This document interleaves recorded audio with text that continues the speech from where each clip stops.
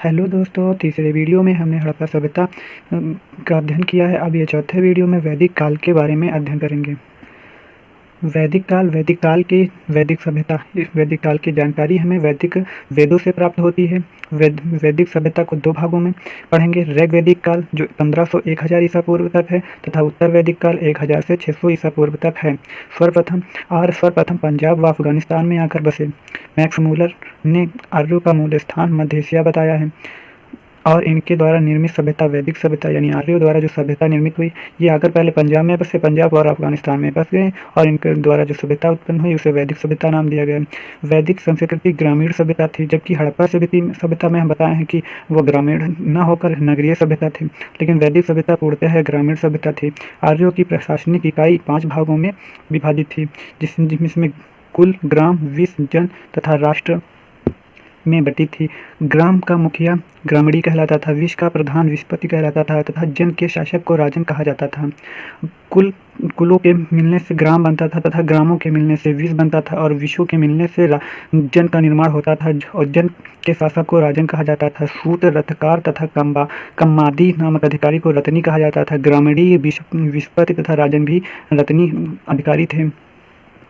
दुर्ग की रक्षा करने वाले दुर्गपति को पूरब कहा जाता था। जनता की गतिविधियों को देखने वाले गुप्तचर को स्पष्ट कहा जाता था तथा गोचर भूमि का अधिकारी वाजपति होता था। अपराधियों को पकड़ने का जो कार्य करता था उसे उग्र कहा जाता था। उपनिषद 108 हैं तथा महापुराणों की संख्या 18 है। वेदांग की संख्या 6 है। इस वेदांकों के माध्यम से ही हमें ऋग्वेद का अध्ययन या वैदिक सभ्यता का अध्ययन सरलता से कर पाते हैं। संपूर्ण वैदिक साहित्य 2 भागों में विभाजित था, जिसका नाम पहले में श्रुति में वेद, ब्राह्मण, आरण्यक तथा उपनिषद आते थे। फिर स्मृति साहित्य में मनुष्यों द्वारा रचित पुस्तक तथा वेदांग सूत्र एवं ग्रंथ आते थे। वेद 4 प्रकार के वेद थे। पहला वेद ऋग्वेद था, जो सबसे प्राचीन वेद था। इसमें 10 मंडल तथा 1028 सूक्त तथा 10,580 मंत्र थे। दूसरे से 7वें मंडल तक प्राचीन मंडल या वंश मंडल के नाम से जाना जाता है। कृषि संबंधित जानकारी 4थे मंडल में है। गायत्री मंत्र का उल्लेख 3रे मंडल में है। 7वें मंडल वरुण को समर्पित है तथा 9वें मंडल में 144 सूक्तों में सोम का वर्णन किया गया है। 10वें मंडल में पुरुष सूक्त में चारों वर्णों जैसे पुरोहित, राजन, वैश्य एवं शूद्र का वर्णन मिलता है। ऐतरेय एवं कौसतकी ऋग्वेद के ब्राह्मण ग्रंथ थे तथा अब यजुर्वेद दूसरे नंबर का वेद था। यजुर्वेद के पाठ्यकर्ता को अध्वर्यु कहा जाता था तथा इसका उपवेद धनुर्वेद था और उसका ऋग्वेद का उपवेद आयुर्वेद था और इसमें यज्ञों के नियमों एवं विधि विधानों का वर्णन मिलता है। यह गद्य व पद्य दोनों में था। फिर उसके बाद सामवेद का शाब्दिक अर्थ होता है गाम। भारतीय संगीत का जनक भी इसे माना जाता है सामवेद को। इसमें कुल 1549 पद हैं। सामवेद का उपवेद गंधर्व वेद है। और इसका शाब्दिक अर्थ क्या है तो गान है। यह भारतीय संगीत का जनक माना जाता है। और फिर सामवेद से सर्वप्रथम 7 स्वरों के बारे में जानकारी मिलती है, यानी जो संगीत के 7 स्वर हैं उनकी जानकारी हमें सर्वप्रथम सामवेद से ही प्राप्त होती है। अथर्ववेद यह अंतिम वेद है। इसकी रचना अथर्वा ऋषि ने की थी। इन्हों के नाम पर ही अथर्ववेद पड़ा। अथर्ववेद का उपवेद अर्थवेद है। इसमें कुल मंत्र 731 मंत्र हैं। उपवेद, ब्राह्मण, उपनिषद, पुरोहित यानी अध्ययन करता यानी ऋग्वेद को पढ़ने वाला को होत्र कहा जाता था तथा उसका उपवेद आयुर्वेद है तथा ब्राह्मण क्या है ऐतरेय कौसतकी। उसके बाद उपनिषद है ऐतरेय कौसतकी।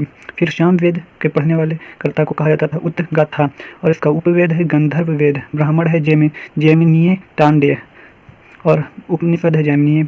फिर यजुर्वेद के पुरोहित को कहा जाता था अध्वर्यु तथा उपवेद इसका है धनुर्वेद तथा ब्राह्मण है शतपथ ब्राह्मण और तैतरीय ब्राह्मण और उपनिषद है कठोपनिषद। फिर अथर्ववेद के पुरोहित को ब्रह्मा कहा जाता था तथा इसका उपवेद है अथर्ववेद और ब्राह्मण को गोपत ब्राह्मण कहते थे। मुंडकोपनिषद और प्रश्नोपनिषद ये उपनिषद थे। फिर आरण्यक ऋषियों द्वारा जंगलों में पाई जाने वाली रचनाओं को अरण्यक कहते थे, यानी जो भी जंगल में रचनाएं हुई हैं उन्हें हम अरण्यक रचना कहते हैं। ये दार्शनिक रहस्यों से भरपूर हैं। ये आरण्यकों की संख्या केवल 7 है। अथर्ववेद का अपना कोई अरण्य ग्रंथ नहीं है, यानी जो अथर्ववेद है इसका कोई अरण्य ग्रंथ नहीं है, यानी जंगलों में पाई जाने वाली कोई रचना नहीं है। फिर उसके आगे उपनिषद वेदों का अंतिम भाग है, इसलिए इसे वेदांग कहते हैं।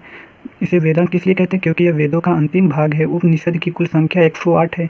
उपनिषदों की कुल संख्या कितनी है? 108 है। मुंडकोपनिषद से सत्यमेव जयते लिया गया है। और नचिकेता और यम की जो कहानी है, संवाद है, यह कठोपनिषद से लिया गया है। फिर आगे हम बात करते हैं वेदांक। वेदांक जो है, वेदांक वैदिक मूल ग्रंथ का अर्थ समझने के लिए वेदांकों की रचना की गई है। यानी कि हम वेदांत के माध्यम से, वेदांत का अध्ययन करके, जानकारी ग्रहण करके ही हम वैदिक ग्रंथों के, मूल ग्रंथों की रचना को हम अध्ययन समझ सकते हैं, या हम ऋग्वेद का अध्ययन कर पाते हैं। तो वेदांकों के माध्यम से ये वेदांग जो हैं 6 प्रकार के होते हैं: शिक्षा यानी कि उच्चारण विधि, कल्प, कर्मकांड, व्याकरण और निरुक्त, भाषा विज्ञान तथा छंद तथा ज्योतिष। फिर अगला आगे टॉपिक है स्मृति ग्रंथ। स्मृति ग्रंथ, इसके अंतर्गत स्मृति, धर्मशास्त्र, पुराण आते हैं। यानी कि स्मृति ग्रंथ के अंदर धर्मशास्त्र, पुराण, स्मृति आते हैं। ये कानूनी ग्रंथ भी कहा जाता है, इन्हें जो है कानूनी ग्रंथ भी कहा जाता है। स्मृति ग्रंथ सबसे प्राचीन ग्रंथ है। मनुस्मृति जो ग्रंथ है वो सबसे प्राचीन ग्रंथ है। महाभारत भी एक स्मृति ग्रंथ है। ये व्यास की कृति है, व्यास द्वारा रचित है, जिसमें कुल 18 पर्व हैं। फिर आगे पुराण की बात करते हैं। इनकी संख्या 18 बताई गई है। ये संकलन गुप्त काल में हुआ, इनका जो संकलन है वह गुप्त काल में हुआ। विष्णु के 10 अवतारों का वर्णन मत्स्य पुराण में मिलता है, और यह सबसे प्राचीन पुराण था। मत्स्य पुराण जो है ये सबसे प्राचीन पुराण है। अच्छा, मत्स्य पुराण में सातवाहन के बारे में भी जानकारी प्राप्त होती है, और विष्णु पुराण में हमें मौर्य वंश के बारे में जानकारी प्राप्त होती है। वायु पुराण में हमें गुप्त वंश की जानकारी प्राप्त होती है। बहुत इंपॉर्टेंट है, इसे बार बार क्वेश्चन पूछा जाता है।